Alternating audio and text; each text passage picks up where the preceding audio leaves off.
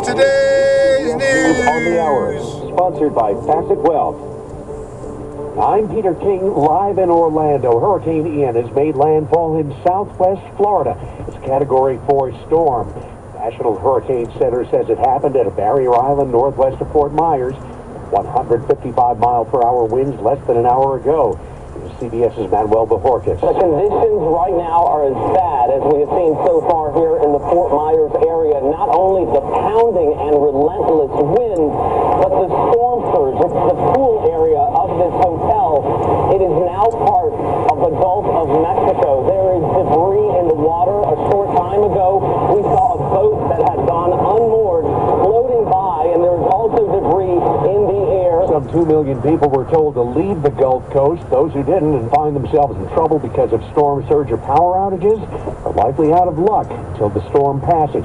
Governor Ron DeSantis. Life safety operations will commence as soon as it's safe to be able to identify people who may be in harm's way and who are in need of assistance. I'm Peter King in Orlando, and now with more CBS News, here's Monica Ricks.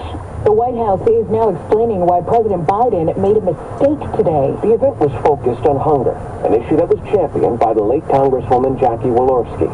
As the president began his introductory remarks, he sought to recognize the Indiana Republican who died in a car accident in early August. Jackie, are you here? Where's Jackie? Rather than acknowledge that the president misspoke, White House Press Secretary Karine Jean-Pierre repeatedly said this. She was on top of mine. Jean-Pierre added the president will meet with Walorski's family here on Friday. Stephen Portnoy, CBS News, the White House. Ukraine is calling yesterday's vote for 4 territories to join Russia a sham, but Russia's leader is still laying claim. CBS's Charlie D'Agata is in central Ukraine. President Putin is widely expected to formally announce the annexation of those 4 territories on Friday. That makes this a fight on Russian soil as far as he's concerned, wanting to use all means necessary at his disposal to defend it. North Korea is conducting more missile tests ahead of Vice President Kamala Harris's visit to South Korea. CBS's Kami McCormick. North Korea fired 2 short-range ballistic missiles, according to its neighbors. It follows another missile test earlier this week. Vice President Harris is set to arrive in South Korea tomorrow and will visit the demilitarized zone between the 2 Koreas. U.S. and South Korean Navy ships are also conducting military drills. Some sad news to report today. Former CBS News White House correspondent Bill Plant has died. He was fighting cancer. He'd been with CBS for 52 years. Facet Wealth is an SEC registered investment advisor.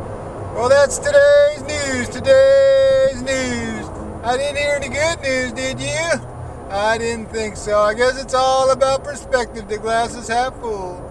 Well, as always, I want to thank you again for coming along with me on these Dash Cam News adventures. You know the drill. Peace, love, and all that hippie jazz. Bye-bye, everybody.